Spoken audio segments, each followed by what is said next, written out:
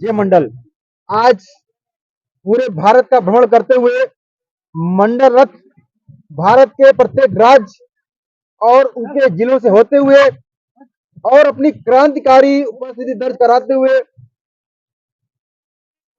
दो बहुजन सूरमा आज हमारे साथ मौजूद हैं और इससे पहले भी लड़ाई दस्ते 24 से बात कर चुके हैं।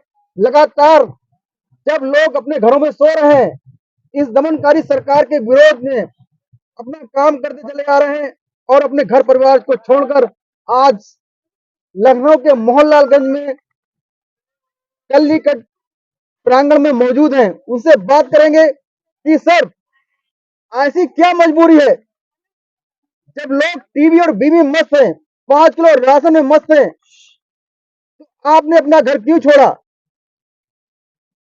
तो साथियों, बात करेंगे ऐसे क्रांतिकारी युवा से। सबसे पहले वो अपना नाम बताएंगे। सर, सबसे पहले अपना नाम बताइए और हमारा जुड़ने के लिए बहुत बहुत धन्यवाद। शुक्रिया। सबसे पहले तो आपके दर्शकों को मेरा क्रांतिकारी जय भीम, जय मंडल, जय संविधान, जय जोहार।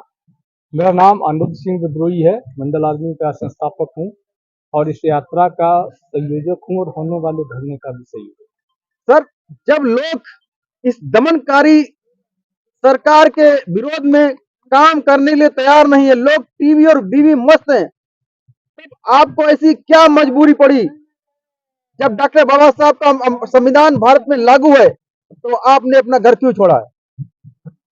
और देखिए, आपने कहा कि बाबा साहब का संविधान लागू है। निश्चित तौर पर देश में संविधान लागू है, लेकिन संविधान है किनके हाथों में?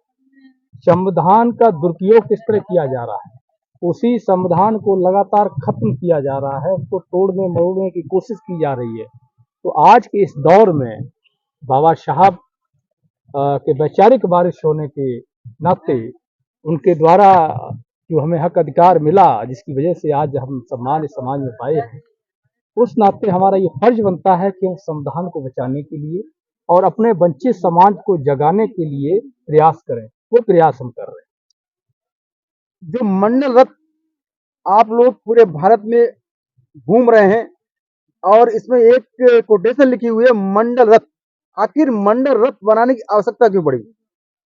मंडल रथ बनाने की आवश्यकता इसलिए पड़ी क्योंकि हमारा जो समाज है वो कमंडल में घुसा हुआ है, फंसा हुआ है। तो कमंडल से निकल करके मंडल की तरफ आए, क्योंकि मंडल से ही उसका जीवन बदला है और मंडल से ही बदलेगा। इस देश के अंदर जिस दिन संपूर्णता मंडल लागू हो जाएगा, उस दिन इस धरती पर वास्तविक स्वर्ग का निर्माण हो जाएगा। तो वो वास्तविक स्वर्ग मरने के बाद वाला नहीं है, असली स्वर्ग इस धरती पर है। हक, अधिकार, न्याय, सम्मान, स्वाभिमान, शिक्षा, अच्छे कपड़े, गाड़ियां, बंगला, मकान, जो आपको अधिकार है वो आपको मिले, जो सबको जिस तरह का जीवन स्तर मिलता है इस तरह का आपको मिले, वही स्वर्ग है। तो कथा कराने को नहीं मिलेगा, वो यहाँ पर मंडल के साथ खड़े होने से मिलेगा, मंडल कमीशन के लागू होने से मिलेगा, संपूर्ण संविधान के लागू होने से मिलेगा। तो उसको लेकर के हम लोग ये प्रयास कर रहे हैं और मंडल रखेगा। जब तमाम ऐसे कार्यकर्ता, वो चाहे इतिहास हो चाहे वर्तमान हो, तमाम आपके जैसे लोग जमीन पे काम करते हैं, लेकिन उसके बाद हमारे समाज के नेता आप जैसे लोगों की लाशों पर अपनी राजनीति इमारत खड़े करते हैं और उसका फल वो भोगते हैं। इस बारे में आप क्या कहेंगे। देखिए, एक बार आगरा में एक रैली थी मानवर काशीराम साहब की। तो मानवर साहब काशीराम ने कुछ शब्द वहाँ के जो जाटव समुदाय के लोग थे उनको लेकर के समझाने को। तो मानवर साहब रैली समापन करके निकले, इटावा तक पहुंचे, खबर मिली कि जाटव समुदाय के लोगों ने पंडाल में आग लगा दी। वहां प्रशासन ने बड़ी मशक्कत करके जो नेता रह गए थे उनको निकाला, बचाया। मानवर साहब तुरंत वापस गए। दूसरे दिन फिर सभा की, फिर वही बात कही। बाबा साहब ने जब पटना में पिछड़ा वर्ग सम्मेलन में मुख्य अतिथि के रूप में गए और वहां जब अपनी बात रखी तो बाबा साहब को पत्थर बरसाए।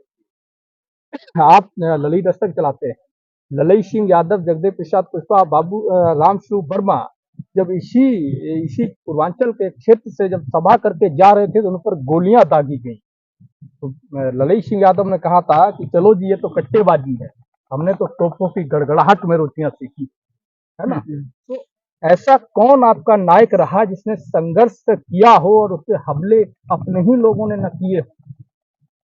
तो ये एक इतिहास रहा है। हम लोग इन सब चीजों से नहीं डरते। बाबू जगदेव प्रसाद कुशवाहा ने कहा था कि पहली पीढ़ी मारी जाएगी, दूसरी पीढ़ी जेल जाएगी और तीसरी पीढ़ी राज करेगी। बाबू जगदेव प्रसाद कुशवाहा को कुर्था की जनसभा में खुलेआम गोलियों से खून किया। हमारे नायक की हत्या कर दी गई। उनका सपना था कि जिसकी जितनी संख्या बारी, उनका सपना था कि 100 में 90, 100 से 90 भाग हमारा है। उन्होंने कहा था कि हम सवर्णों की राजनीतिक हरबाही करने के लिए पैदा नहीं हुए हैं, हम इस देश के शासक हैं, शासन करने के लिए पैदा हुए। तो हमारे जो महापुरुषों का सपना है, उस सपने को साकार करने का हमारा प्रयास है। चाहे हम अकेले ही क्यों न खड़े रहें, हम अंतिम सांस तक ये प्रयास अपना जारी रखें। हम रुकने वाले नहीं। जब आपका रथ प्रत्येक जिले में, प्रत्येक प्रदेश में घूमता है, क्या शासन और आम लोगों से क्या कठिनाई का सामना करना पड़ता है? देखिए, अभी तक तो इस यात्रा के दौरान शासन की तरफ से तो शासन की तरफ से तो कोई तकलीफ नहीं हुई होगी और आज तक नहीं। पहले कुछ चीजें रही हैं, इस यात्रा में नहीं रही। समाज की तरफ से भी कोई विशेष तकलीफ नहीं रही। हाँ, कुछ जगह लोगों ने उस तरह के प्रयास किए जिस तरह के आमतौर पे होते आए हैं हमारे लोगों के साथ। तो हमने वहां पर उन चीजों को लोगों को समझाया और वो उन चीजों को समझे। तो ये तकलीफें जो है ये संघर्ष में रहती हैं। अबले, गाली, अपमान, सम्मान, सारी चीजें रहती हैं। तो वो एक आपके स्ट्रगल का एक पार्ट है। तो इसको लेकर के तो आपको हमेशा तैयार रहना पड़ेगा। आप सोचिएगा कि कुछ लोग जो आज के कार्यक्रम देख रहे हों कि हमने 18 महीने का कार्यक्रम किया, मेहनत किया, तो दबा, उसके बावजूद भी आज लोग जब यहाँ नहीं पहुंचे, तो लोगों को लग रहा होगा कि आज विद्रोही टूट गया। अरे नहीं साहब, विद्रोही कहते हैं कफन सर पे बांध के निकले हैं, तो ऐसे नहीं टूट जाएंगे। अनिश्चितकालीन धरना शुरू होगा। हम फिर बैठेंगे जब तक हमारा समाज अपने हक अधिकार के लिए सड़कों पर नहीं आ जाएगा, तब तक हम लड़ते रहेंगे जब तक ये सांस है। या तो समाज सड़कों पर आ जाएगा या हमारी सांसें खत्म हो जाएंगी। दो परिस्थितियों में हम रुक सकते हैं, या तो प्रशासन हमें उठा करके हमेशा के लिए जेल में बंद कर दे, या कोई हमें मार दे, या फिर हम मर जाएं। तीसरा चौथा कोई ऑप्शन नहीं है। संघर्ष जारी रहेगा जब तक समाज सड़कों पर नहीं आएगा। अपने हक अधिकार के लिए जागरूक, हमारी मांग है, हम उसके लिए लड़ रहे हैं। जब आप फील्ड में जाते हैं नेताओं से, जो राष्ट्रीय स्तर के नेता हमारे समाज के, जैसे माननीय अखिलेश यादव हुए, माननीय बहन जी हो गई हैं, चंद्रशेखर जी हो गए हैं, और एक बहुजन मुक्त पार्टी बनी हुई है मेश्राम के नेतृत्व में, चौधरी विकास पटेल में, क्या इन लोगों से कोई बातचीत हुई? इनके क्या ये लोग अलग अलग ही मतलब अपना राजनीतिक रोटियां सेकते हैं कि एक मंच पे आएंगे? हमने जितने भी नेता आपने नाम लिए हैं, और जो भी नेता उत्तर भारत के हैं और कम से कम कुछ दक्षिण भारत के भी, ऐसा कोई नेता नहीं है जिसको ये ना पता हो कि विद्रोही सड़कों पर है, जिससे हमने बात ना की हो, जिससे हमने कहा ना हो कि आप सबके साथ की जरूरत लड़ाई आपकी है, जो इसका राजनीतिक फायदा होगा वो आप लेंगे, हम नहीं लेंगे, हम चुनाव नहीं लड़ रहे हैं। उसके बावजूद भी उन लोगों ने कोई रिस्पॉन्स नहीं दिया। जो लोग अपने स्वार्थ के लिए लड़ रहे हैं, अपनी कुर्सी के लिए लड़ रहे हैं, अपने बेटे बेटियों की लिए माल इकट्ठा करने की लड़ रहे हैं, आप उनसे उम्मीद करते हैं। तो ऐसे राजनीतिक दलों, ऐसे नेताओं के लिए आप क्या कहेंगे? हम ऐसे नेताओं के लिए कुछ नहीं कहेंगे, क्योंकि ये कुछ कहने लायक है ही नहीं। कहा उसके लिए जाता है जो कुछ हो कहने लायक। आप किसी एक का नाम बताओ जो कहने लायक हो। हमारी नजर में ऐसा कोई नेता नहीं जिसके ऊपर मैं टिप्पणी करूं।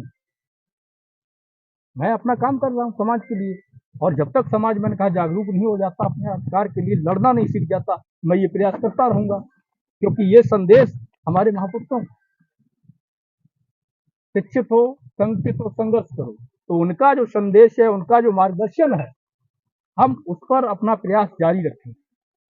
डिसीजन समाज को लेना है कि उसको कहाँ खड़ा होना है। आज नहीं तो कल एक न एक दिन ये बात समाज को समझ में आ जाएगी कि वास्तव में उसकी सही जगह कहाँ पर है, उसे कहाँ खड़ा होना है।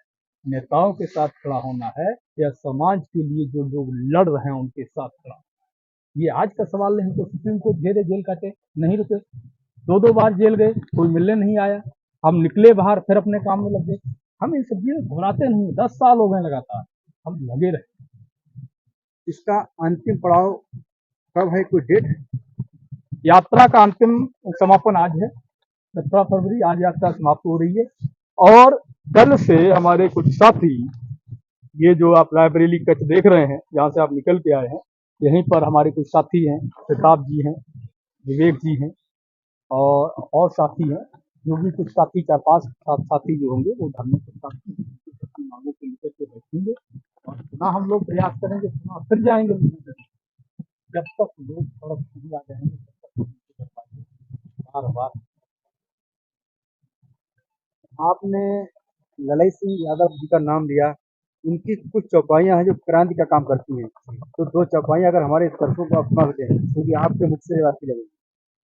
ललई सिंह यादव की चौपाई बहुत अच्छी, निर्बल उन्होंने कहा, बलदार न सिंह का होते, बलदार न सिंह का होते सुना, बदरे बलवेदी चलाए, काटे न सीधे पाकप गए, टेढ़े पे आरे चलाए, और बाल न बाका बलवान का बाल न बाका भया, बलहीन सदा तड़पाए गए, बलहीन सदा। तो मैं अपने समाज से कहना चाहता हूँ कि जो हमारे ललई सिंह यादव ने कहा है, अगर आप बलवान रहोगे तो आपको कोई नहीं सकता। बलवान संगठित लोगों को बलवान कहा जाता है। कोई एक व्यक्ति बहुत बड़ा बलवान नहीं होता है, एक समाज, जो संगठित समाज होता है वही बलवान होता है। और जो बिखरा हुआ समाज होता है, जैसे बहुजन समाज, 90% प्लस आबादी बिखरा हुआ है, कितने लोग दिख रहे हैं, लेकिन यहाँ जो लोग हैं वो लोग हैं जो चिंतित लोग हैं। जो यहाँ आए वो लोग, भले ही संख्या इनकी कम रही, पर ये वो लोग आए जो चिंतित लोग हैं। लेकिन इन्हीं लोगों की तरह हमारा 90% बहुजन समाज को लेकर के चिंतित हो जाएगा और संगठित हो जाएगा। तो कहावत है, बंद मुट्ठी खाक की, खुली मुट्ठी खाक की और बंद मुट्ठी लाख। जिस दिन हमारा बहुजन समाज संगठित हो जाएगा उस दिन हम बलवान। तो साथियों, ये विद्रोही जी हैं और एक शब्द इन्होंने बीच में कहा था कि मैंने सर पे कफन बांध के रखा है, तो इनके सम्मान में मैं 2 शब्द कहूँगा। सरफरोशी की तमन्ना अब हमारे दिल में है, देखना है जोर कितना बाजुए कातिल में है। अब हमें अब हमें हम अभी से क्या बताएं क्या हमारे दिल में है।